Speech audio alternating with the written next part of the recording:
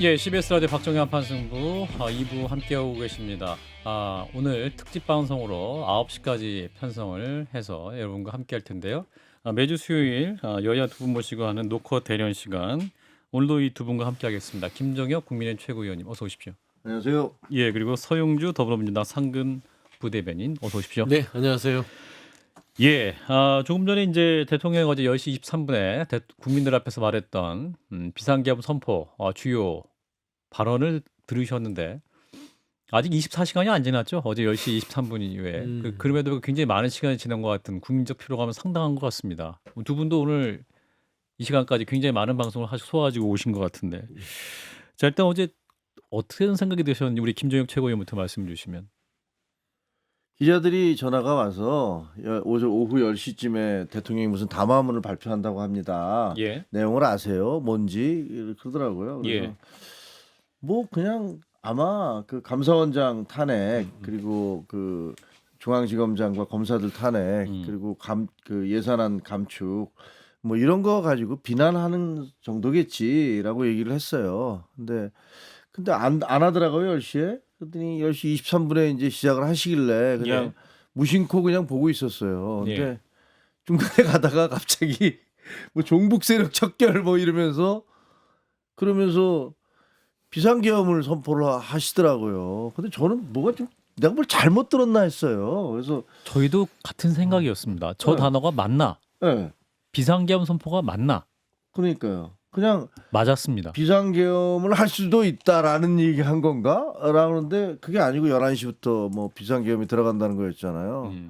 너무 놀래서 이게 뭐지? 그래서 제가 이제 한정훈 대표한테 전화를 걸어서 예, 한동훈 대표에게. 예, 예. 그래서 이거 아셨냐? 그랬더니 아니요, 전혀 몰랐다. 근데 이게 뭐죠? 뭐 이렇게 얘기를 하시더라고요. 근데 그래서 이건 도저히 우리가 받아들일 수 없지 않느냐 그랬더니 맞습니다. 최고회의 바로 소집할 테니까 그 우리 국회로 가시죠. 그래서 다 오라고 하겠습니다.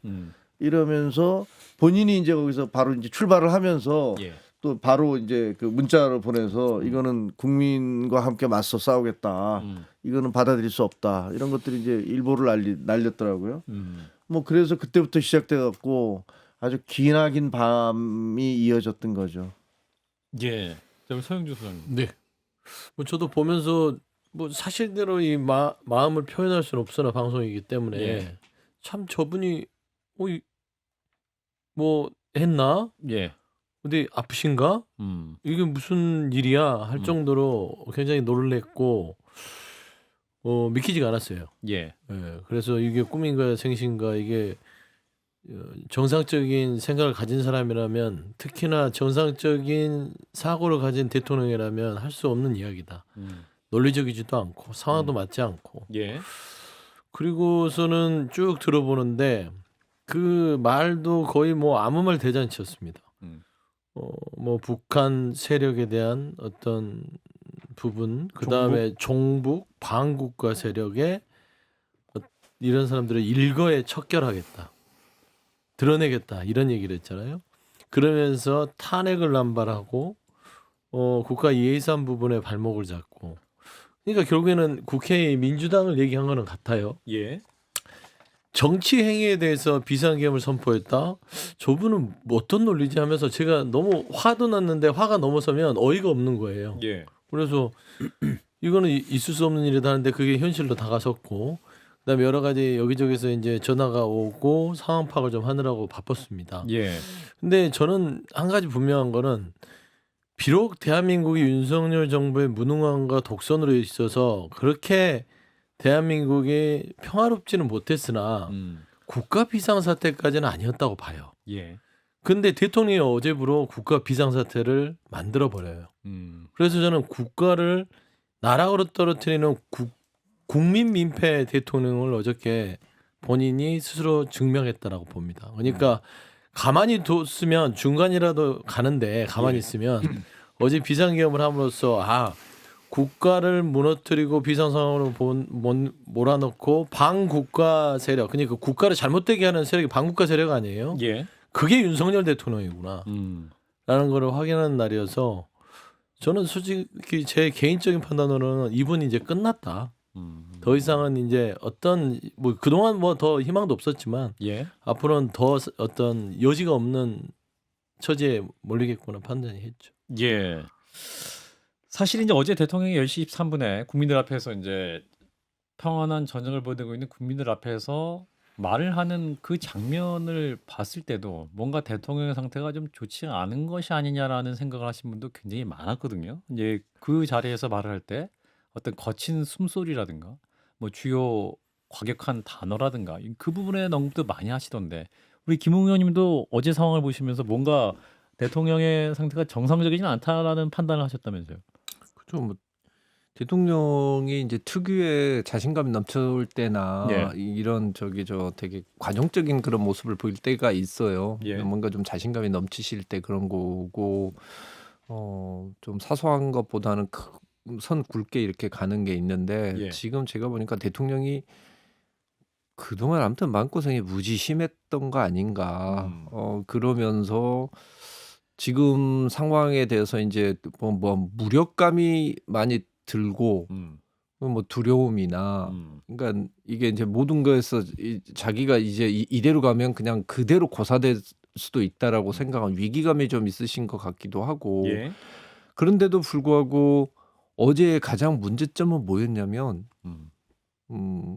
국민한테 이런 면이 있습니다라는 설득하는 모습을 보이는 것보다 대통령의 개인적인 감정이 저는 너무 많이 보였어요. 사감. 예, 그리고 그 본인의 이 쌓여 있는 분노가 이게 제대로 조절이 안 되고 있다라는 느낌이 들었거든요. 표정도 보시면은 야 이게 지금 와서 국민들한테 하는 담화하고 국민들한테 이걸 이렇게 할 수밖에 없는 거에 대해서 어떤 설명을 하는 것인가라는 하는 게 아니고 자기 자신한테 하는 소리 같았어요. 예. 그래서 대통령께서 뭐 정말 많이 힘드셨구나라는 생각도 좀 들기 하면서 마음도 안 좋긴 했는데 다른 것보다도 이건 진짜 정말 위험한 일이에요. 계엄이라는 거는 저희는 어렸을 때 계엄이라는 걸 겪어봤잖아요. 예. 계엄을 한번 하고 나면은 대한민국이라는 나라는 정말 근본부터 흔들리는 겁니다. 예. 그리고 그거의 여파는 20년, 30년을 가는 거예요. 지금 우리나라에 어떻게 보면 우리나라에 지금 있는 이 많은 그런 정치적 불신이나 여야 간의 갈등, 세대 간의 갈등 이런 것들이라는 게 결국은 1979년, 80년 그때 상황들, 그때 계엄 상황들, 그때 광주에서 벌어졌던 비극적인 상황들 이런 것들이 영향을 많이 미쳤잖아요. 예. 이런 게 다시 한번 재현될 수도 있다라는 생각이 들었고 저는 진짜로 헬기가 떠서 국회에 내려서 거기에 그 군이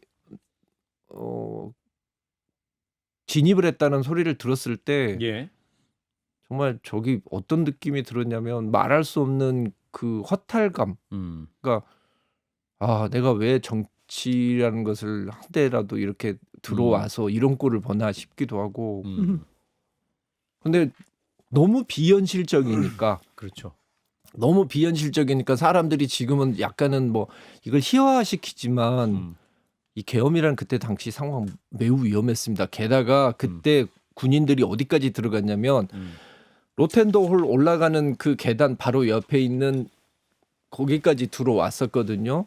영상이 준비가 예. 돼 있는 것 같아요. 그 영상을 좀 한번 보면서 우리 시청자 여러분, 청취자 여러분과 함께 더 얘기를 해보면 좋을 것 같은데 이제 국회가 헬기에 착륙하는 장면 그리고 저기가 특수부대. 예. 저기에서 바로 몇 발짝만 더 걸러 오면 로텐도홀이라고 하는 국회 본회의장 올라가는 계단이 바로 나오는 데예요. 예. 저 바로 앞에가 주로 YTN이나 이런 뭐 기자들이 방송사가 스탠딩하고. 기자들이 스탠딩하고 바로 찍는 바로 그 자리입니다. 예. 저기까지 들어온 거예요. 지금 국민의힘 당대표실이라고 지금 그렇죠. 문이 바로 보이고 있고 앞이거든요. 바로 앞까지 진입을 했던 거죠. 네. 예. 저기까지 들어왔는데 근데 저는 또 이제 좀 한 가지 또 놀랬던 게 지금 소화기가 분사되고 있고. 예, 저 소화기 분사되니까 또 순순히 물러나는 우리나라 군인들을 보면서 야 그래도 대한민국 군인이 그냥 기계는 아니구나. 그래도 헌법 질서에 대한 기본적인 인식은 있는 우리 젊은이들이다 싶어서 저는 저 순간에 보면서 너무 사실 공포스러웠거든요. 예. 저걸 뚫고 들어가면은 본회의장으로 바로 들어가는 건데 저기에서 소화기 하나 맞고 이렇게 그래서 물러나 준 거에 대해서는 저 군인들에 대해서는 저는 개인적으로 정말 고맙게 생각합니다.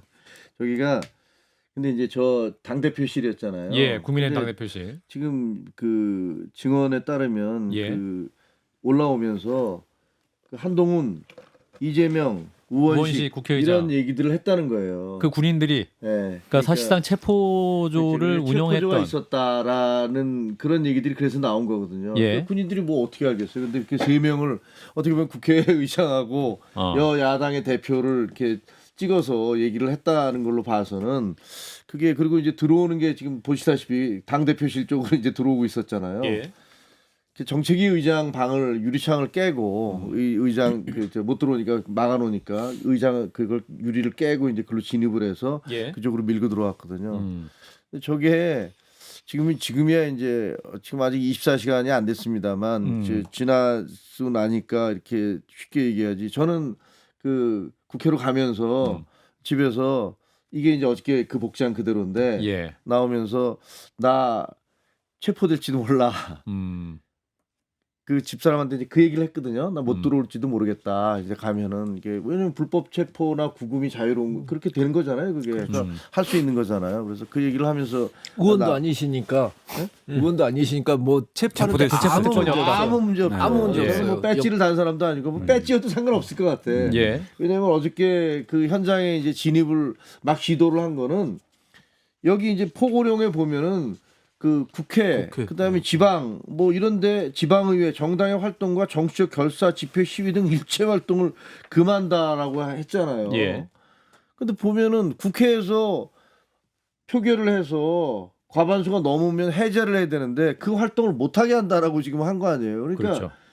그러고 병력을 투입을 시켰단 말이에요. 예. 근데 저 안에 이제 로텐도호라 안에 그 본회의장 앞에 있는 뭐 휴게실 같은 데 있었는데 예. 저는 뭐 헬리콥터 뭐 다다다다닥 하면서 헬리콥터 소리가 들리고 그리고 이제 그 안에서 뭐 군이 지금 그 헬기를 타고 그 상륙했다. 예. 거기 내려왔다. 그런데 지금 너무 초현실적인 거예요, 이게. 자, 지금 화면에는 이제 계엄군이 국회 진입 CCTV 영상인데 그렇죠. 이제 운동장에 지금 호크 헬기인 것 같아요. 제가 낮에는 아파치 헬기라고 했는데 호크 헬기입니다. 주로 수송을 전담하는 호크 헬기가 한 것이고 이게 무슨 정말 전쟁 같은 상황이죠. 그렇습니다. 지금 이제 창문을 저기 깨고 있잖아요, 저기 지금. 국회 운동장 뒤편이 이제 국회 뒤편으로 들어오는 곳인데 예. 이게 무슨 뭘 의미하냐면 우리가 이거를 그냥 넘어갈 게 아니에요. 예. 지금 이제 수습되고 나오는 것들이 이 진입조들 그러니까 계엄군들이 본청 안으로 들어오잖아요. 그렇죠. 그러니까 왜 계엄이라는 거 부분에 있어서 비상계엄을 하면 일단 국회가 결정할 수 있는 시간을 줘야 될 거 아닙니까? 예. 근데 군을 투입시켰어요. 예. 바깥에 외곽의 경비가 아니라 안으로 투입을 시켜서 들어오자마자 어떻게 했냐면 달려다닙니다. 그렇죠. 뛰어다니는 달려다닌다는 건 뭔 말이냐면 정확하게 타점을 준 거예요. 역할이 있다. 역할이 있죠. 잡아. 누구 그거를 받지 않고서는 뛰지 않죠. 예. 예를 들면 누구를 보호한다면 어떤 부분에 있어서 정확하게 이유를 밝히고 신변 보호를 하겠는데 아니 국회의원들이 여야를 막론하고 안에서 대통령의 비상계엄이 이게 맞냐 안 맞냐에 대한 논의를 해야 될 거 아닙니까? 예. 논의하는데 왜 총을 들고 야간에 쓰는 그런 거를 쓰고 그 부분이죠. 완전 들어오냐고요. 야간 투시경을 지금 다 왜 갖고 써요? 있었어요. 그렇죠. 그 작전회 때 그렇잖아요. 그렇죠. 예를 들면 하는데 전부 건물에 불을 내리고 체포 작전할 때 그렇게 본인들이 하는 거 아닙니까? 우리 영화에서 보잖아요. 빈라덴 잡을 때 미군 특수부대들이 그런 저 겁니다. 투시경을 쓰고 불을 끈 상태에서 식별을 하기 위해서 야간 투시경을 쓰는 거죠. 그러면 저 시나리오면 저 계엄군들이 국회 본청에 전원을 내린 상태에서 네. 마비시킨 상태에 네. 본인들만 투시경을 쓰고 네. 체포조를 운영할 시나리오는 있었을 수도 있다라는 시나리오도 가능한 거 아니에요? 것도 가능하고 CCTV를 민주당이 나중에 분석을 했는데 예. 이 들어오는 조들이 세 개 조가 움직이기 시작한답니다. 그러니까 저기 뭐 이재명 대표 민주당 쪽 당 대표실 정책위장 쪽인데 처음에 들어온 건 한 대표 저기 국민의힘 대표 쪽 옆에 창문을 뚫고 들어와서 이렇게 이동을 했고요. 예. 이동하는 게 로텐도로 진입하는 옆에 홀이에요. 거기가 국회의장실 바로 그 사이에 돌아오는 거기입니다. 예. 거기를 뚫고 들어가면 의장실로 한 축이 들어가고 어. 한 축이 저기 민주당은 대표실로 가고 한동훈 대표실로 가는 거예요. 예. 근데 제 생각에는 본회의장에 들어가기 전에 만안에 있었으면은 저는 체포 구금이 이루어졌을 거라고 봅니다. 다만 보좌진들이나 안에서 막았기 때문에 예. 저는 물론 그 안에 지형들은 국회에서 근무했던 보좌진들이 있었고 예. 다른 뭐 그냥 소화기 정도를 뿌려대면서 저항을 했기 때문에 이걸 지연시켜서 표결로 막았지. 예. 정말 한두 시간만 이게 좀 군사작전이 돼버렸으면 예. 이건 몰랐던 이 상황이에요. 박선태 시장님. 정말 우연에 우연히 겹쳐서 지금 저희가 이러고 있는 거지. 사실 뭐 저희가 다 체포됐을 수도 있는 그렇죠. 예, 그런 상황이었고 예. 그래서 이건 심각한 상황이고 그래서 대통령이 사과나 이런 걸로 끝날 일은 전혀 아니다. 이건 아주 심각한 민주주의에 대한 제가 볼 때는 80년 이후에 가장 심각한 위협이다. 예. 군사정권 때도 아닌데 이런 생각이 듭니다. 예. 예. 근데 로텐도어에 한 500명 정도가 들어와 있었어요. 예. 그래서 있는데 이제 본회의장으로 들어가는 그 앞에만 한 250명 정도가 이제 완전히 인해 장막을 치고 있어서 저는 그 안에 들어가 있었는데 이렇게 예. 보니까 그 계엄군이 온다 하더라도 그거를 뚫고 들어오기는 진짜 힘들겠다. 무슨 진짜 그 시민들의 그 유혈 사태가 벌어지기 전에는 그걸 뚫고 들어오기는 참 어렵겠다. 그리고 이쪽에서 본관 그 본회의장으로 들어오는 것도 문을 다 잠그고 그게 뒤에다 바리케이드처럼 이렇게 다 쳐놨더라고요. 소파나 가구들을 예, 다 다 이렇게 세워놨더라고요. 쌓아놨어요. 예. 근데 좀 뭐 너무 이렇게 서글픈 생각이 드는 거예요. 이게 도대체 2024년에 여기서 그렇죠. 국회의사당에 그 계엄군이 들어와서 그리고 거기서 이쪽에서 한쪽에서는 투표를 한다 그러고 이거 여기다가 바리케이트를 치고 있는 이 상황이 이게 뭐지 이게 뭐 정말 이런 생각이 들었어요. 그리고 웃긴 게 저는 그걸 보면서 이렇게 세계적으로 이렇게 나눴다고 나중에 얘기를 들었을 때 그 지금 현재 비상계엄을 그 내리는 이유 선포하는 이유가 뭐 감사원장과 뭐 아까 말씀드렸던 검사들에 대한 그런 문제 그 탄핵 그리고 그 감축 그 이런 예산 그래서 행정부의 발목을 잡는다 이런 식으로 해서 이거 막 완전히 국가 전복 세력이다 뭐 이렇게 하니까 이 사람들 잡겠다라는 거 이건 말이 안 되지만 예. 이런 주장인데 국민의힘은 여기에 다 반대했었잖아요. 감사원장 탄핵에도 반대했고 그다음에 거기 저 뭐야 그 검사들 탄핵에도 반대했고 반대했죠. 감축 예산에도 반대했어요. 예. 근데 한동훈 대표는 왜 체포를 하려고 그러죠? 김건희 여사 특검법에 대해서 완전히 반대 안 했잖아요. 모호한 아니 전략. 원래 이렇게 하면은 예. 여당부터 먼저 잡아 가두는 거예요. 그래요? 여당부터 잡아 가두는 것이고 예. 그 어느 경우나 이런 일이 벌어졌었을 때는 여당 안에서 분명히 반대되는 목소리가 나왔기 때문에 이렇게 되는 거고 그래서 그거는 제가 봤었을 때는 저기 들어오면은 어느 정도 여야 가릴 것 없이 일단은 머리가 될 수 있는 헤드쿼터는 일단 치고 나가는 게 맞는 거죠. 예. 그리고 대통령이 지금 제가 계속 주장하는 게 우리가 여기서 가장 포커스를 줘야 되는 부분은 국회에 지금 계엄군 들어간 거라고 제가 계속 말씀드렸잖아요. 그리고 특히 그게 헬기가 왔다는 거는 이건 매우 심각해요. 왜냐하면 서울시의 헬기가 이 야간에 이게 함부로 뜰 수가 있습니까? 그러니까요. 미리 다 이거는 준비가 된 거예요. 그리고 저렇게 저 완전 군장을 하고 들어오면서 저때 저 친구들이 들어와서 저 숫자로 들어왔었으면 사실은 특정 인물을 딱 정해놓고 이렇게 준비하고 잡아가려고 있었고, 준비를 했다고 옷을 입고 있었고. 또 충분히 볼 수 있는 상황이고 그래서 지금 사실 중요한 건 뭐냐면 그때 저기 들어오고 있었을 때 이제 저 경력들도 의사당 앞을 막고 있었고 예. 그 경력들에서도 어떤 무전이 오갔고 어떤 지시가 내려졌는지에 대해서 확보가 돼야 되는 것이고요. 특히 저기 지금 출동했던 계엄군에 대해서는 지금 빨리 지금 어떤 그 무전이 있었는지 이런 거 다 확보가 돼야 됩니다. 그러니까 그게 왜 중요하냐. 사실 이거를 누구한테까지 이게 지시가 있었고 보고가 있었느냐가 결국은 나중에 가장 큰 쟁점이 될 거예요. 예. 그러니까 계엄 선포를 하는데 지금 보시면 알겠지만은 요건이 되느냐 안 되느냐 부분이 나오지만 이건 고도의 정치적 행위이기 때문에 사법적 판단의 영역을 벗어난다라고 이야기를 할 수는 있지만은 예. 그렇지 않고 이 국회는 어떤 걸 들이밀어도 헌법과 계엄법상 국회 활동을 저지시키는 것은 무조건 헌법과 개헌법 위반입니다.